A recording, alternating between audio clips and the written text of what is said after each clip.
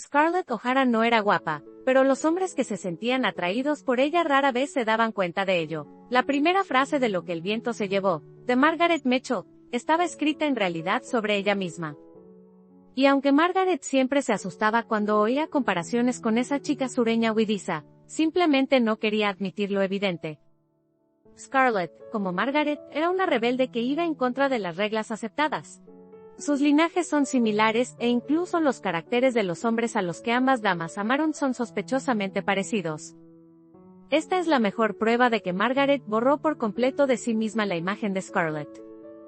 Margaret Mitchell pasó a la historia como la autora de la novela de culto Lo que el viento se llevó. Pocos saben que la escritora nunca planeó publicar su obra. Empezó a escribir el libro por aburrimiento y trabajó en él durante casi 10 años.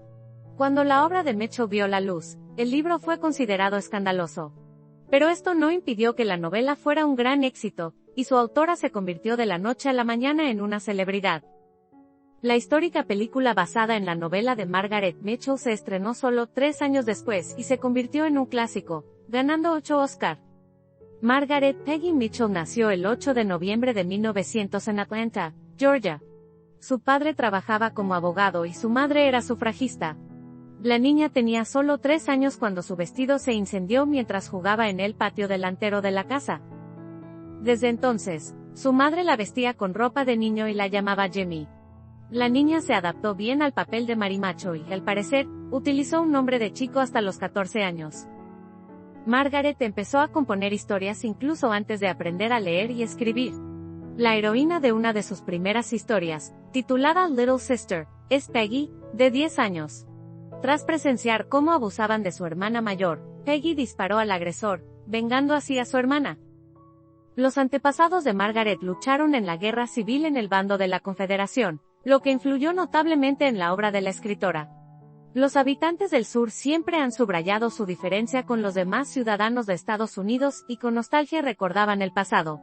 Desde su infancia, Mitchell escuchó historias sobre la vida de los esclavos en las plantaciones, que supuestamente valoraban su posición, y sobre los invasores del norte, gracias a los cuales este paraíso se había perdido para siempre.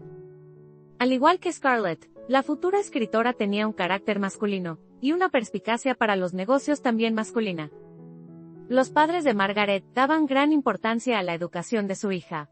Su madre, Maybelle, creía que solo la erudición ayudaría a una chica decidida a sobrevivir en un mundo dominado por los hombres. En 1918, Margaret, o Peggy, como la conocían sus allegados, ingresó en el Smith College en Northampton, Massachusetts, considerado el mejor colegio femenino del país.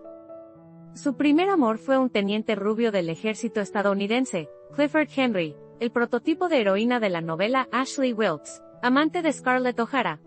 Margaret conoció a Henry en junio de 1918, y el 17 de julio él partió hacia el frente de la Primera Guerra Mundial.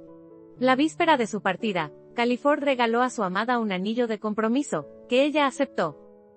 2 meses después, el joven murió. Mitchell no se enteró inmediatamente. Estudió mucho y pensó en una carrera como psiquiatra, pero la vida le preparó un escenario completamente distinto. El futuro de la niña estuvo determinado por una de las mayores epidemias de la historia de la humanidad, que se cobró más de 50 millones de vidas. Su madre murió de gripe española. Su padre no pudo soportarlo y cayó en una profunda depresión. Margaret se vio obligada a regresar a Atlanta para hacerse cargo de la casa, como había hecho Scarlett. Margaret nunca volvió a la universidad.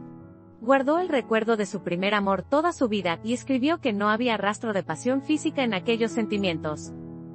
La familia Mitchell no era tan rica como la familia O'Hara, pero Margaret fue aceptada de buen grado en la alta sociedad. Chica encantadora, educada e ingeniosa, fue propuesta a decenas de admiradores. Pero ella eligió a un famoso por sus aventuras amorosas, Barron Upshaw, que recibió por su pelo rojo el apodo de Red. Era alto, guapo, inteligente, tenía dinero, al parecer del contrabando de whisky, conducía coches bonitos y organizaba fiestas interminables. Se casó con una encantadora escritora de vagabundos a pesar de su parentesco primitivo. Y como confesó más tarde en más de una ocasión, se enamoró de su absoluta falta de modales. Años más tarde, Red se convirtió en el prototipo de Red Butler de Lo que el viento se llevó. Solo hay una pega, en vida, Se parecía exactamente a Butler hasta que empezó a disolver sus manos. La historia de esta historia de amor podría ser una tragedia impresionante, pero Margaret se dio cuenta rápidamente de que el matrimonio con un guapo pelirrojo de hombros anchos, un error. Apenas 10 meses después de la boda, la joven se divorció para una dama de sociedad en aquella época. El procedimiento es extremadamente humillante, lo que atrevía a muy pocas.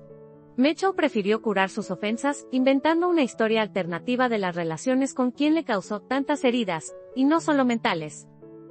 Escribió una hermosa historia de un hombre perfecto, el tipo de hombre que su marido podría haber sido. Si hubiera mantenido las manos quietas. Si se hubiera guardado las manos, si no hubiera engañado, si no hubiera bebido. La relación de Margaret con el irascible Red no duró mucho, pero a través de esta desagradable aventura conoció al amigo de Upshaw, John Marsh. Fue él quien convenció a una chica sensible, completamente confundida tras un matrimonio y un divorcio difíciles, para que se dedicara al periodismo. En 1922, Mitchell empezó a trabajar como reportera para The Atlanta Journal. Escribía sobre moda, historia y los asuntos cotidianos de la ciudad. El agente de seguros John Marsh era un hombre blando, no sabía hacer de la bebida un espectáculo, y tampoco tenía amigos en todos los rincones de Estados Unidos. Pero era gentil, cariñoso y amable. Seré como un muro de piedra detrás de él, pensó Margaret, y se casó con John en 1925. Nerviosa, tímida y decente. Y no se puede pensar en una cualidad más mala para un hombre, así escribirá Margaret sobre uno de sus héroes. ¿Hablamos de su segundo marido? Por desgracia, Marsh no se convirtió en un muro de piedra. De hecho, resultó todo lo contrario. La constante hipocondría de John, sus problemas de salud, sus interminables quejas y su increíblemente aburrida vida en común habían llevado a Margaret a pensar más de una vez que le habría ido mejor quedándose con Red. Con todos sus vicios, él estaba vivo, era capaz de reír y deleitarse, y John se convirtió primero en su gran bebé, luego en una carga y después en una cruz. Al principio del matrimonio, Margaret se lastimó el tobillo y se encontró literalmente encerrada en su dormitorio. Marsh le llevó libros hasta que Margaret leyó toda la biblioteca local. No quedaba ni rastro de la antigua Margaret. La joven se había vuelto frágil, enfermiza y completamente indiferente a la ropa y las joyas. Entonces John le sugirió que escribiera algo propio, tal vez incluso una novela, porque ya tenía experiencia como periodista. Fue entonces cuando Mitchell decidió revivir a la que un día fue. Así que en las páginas del futuro libro comenzó a originarse la historia de Scarlett O'Hara. La novela Lo que el viento se llevó Margaret comenzó a escribir en 1926. Trabajó en el libro durante casi 10 años, manteniendo su manuscrito en secreto incluso para los parientes más cercanos. Además, Peggy nunca planeó publicar el texto. Tampoco lo habría hecho si no se hubiera enfadado. Un día Mitchell rasgó Krenitsia con una amiga y le dijo que estaba pensando en dedicarse a la escritura. La novela estaba casi terminada. Pero sonriendo, concluyó que era poco probable y algo divertido. Al día siguiente, el fruto del trabajo de una enfadada Margaret cayó en manos de Harold Latham, representante de la mayor editorial estadounidense Macmillan, que recorrió el país en busca de nuevos talentos literarios. El libro Lo que el viento se llevó vio la luz en 1936, y causó auténtico furor entre los lectores, aunque la propia autora nunca llegó a comprender semejante éxito. La novela se convirtió instantáneamente en un bestseller, y Mitchell adquirió el estatus de estrella y recibió el prestigioso premio Pulitzer. En 1936, Mitchell vendió los derechos para llevar la novela al cine por $50,000, en aquella época un récord absoluto. La propia autora se negó más tarde a participar en el rodaje, pero le gustó el resultado, salvo por algunos detalles. Por ejemplo, Tara le parecía demasiado lujosa. Creada en 1939, la producción, protagonizada por Vivien Leigh y Clark Gable, sigue teniendo el estatus de película de culto. En 1933, con el modesto dinero heredado de la abuela de Margaret, Marcia se compró un coche. Los hábitos de la escritora como conductora eran muy peculiares. Primero, acomodaba cuidadosamente los cojines del asiento trasero. Luego se limpiaba los cristales de las gafas y se ponía en la frente la visera verde de celuloide que estaba de moda entre los periodistas. Comprobó cuidadosamente todos los retrovisores. Solo entonces se puso al volante y accionó el contacto. Cuando por fin se puso en marcha, no superó los 5 kilómetros por hora. Por desgracia, a pesar de su prudencia, Margaret tuvo un accidente. El conductor del deportivo estaba demasiado borracho para reaccionar adecuadamente a lo que ocurría a su alrededor. Afortunadamente, el impacto en la parte trasera del coche no fue grave. Los pasajeros resultaron con contusiones, pero Margaret, que llevaba meses sufriendo dolores en la columna cervical, dijo que probablemente algún día moriría en un accidente de coche. Y así sucedió. Era una cálida tarde de verano. Se dirigía al cine con su marido para ver una comedia policíaca británica. Todos los planes de la noche y de su vida saltaron por los aires por culpa de un conductor borracho, el mismo que una vez había chocado contra su coche. Pero esta vez fue el coche el que la atropelló. Su marido, que caminaba a su lado, resultó ileso. Margaret, de 48 años, murió 5 días después, en el hospital, el 17 de agosto de 1949.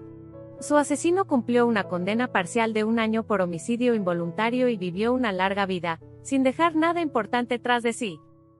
Margaret había dedicado todos los acontecimientos e historias importantes de su vida al libro. ¿De dónde iba a sacar otra vida para otro libro?